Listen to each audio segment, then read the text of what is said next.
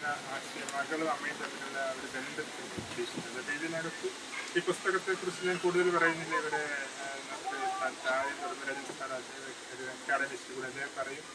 മാത്രമല്ല നിങ്ങളിത് വായിക്കുകയും ചെയ്യും. ഇതിൻ്റെ അവസാനത്തെ ഒരു ചാപ്റ്ററുണ്ട്.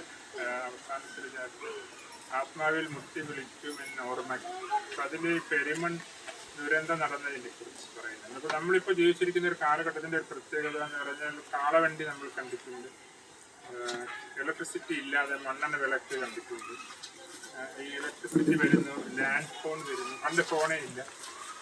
അത് കഴിഞ്ഞ് പണ്ട് ടെലിഗ്രാം അടിക്കും. ടെലിഗ്രാമായിട്ട് കമ്പി തപാലെന്നൊക്കെ പറയാം. അതിൻ്റെ ഒരു ഉദ്യോഗസ്ഥനാണ് ഇരിക്കുന്നത്. അപ്പോൾ അത് വരുമ്പോൾ നമ്മൾ ആരോ മരിച്ചെന്നുള്ള പേരിലാണ് ഉണ്ടാവുന്നത് ആ ടെലിഗ്രാം കിട്ടും. അത് കഴിഞ്ഞ് ലാൻഡ് ഫോൺ വന്ന് ഇന്നിപ്പോൾ മൊബൈൽ ഫോൺ എവിടെയൊന്നും ആരെയും വിളിക്കാം. അങ്ങനെ പറ്റാത്തൊരു കാലത്ത് പെരുമൺ ദുരന്തത്തിൽ ആയിഷയുടെ ഉമ്മ ആ ട്രെയിനിൽ ഉണ്ടായിരിക്കുകയും ആ ട്രെയിനിൽ അറിഞ്ഞ് ആൾക്കാരെല്ലാം മരിച്ചു എന്ന വാർത്ത ടി വിയിൽ കാണുകയും അമ്മയ്ക്ക് എന്ത് പറ്റിയെന്നറിയില്ല. കാരണം വിളിക്കാനും പറ്റില്ല, ഫോണൊന്നുമില്ല.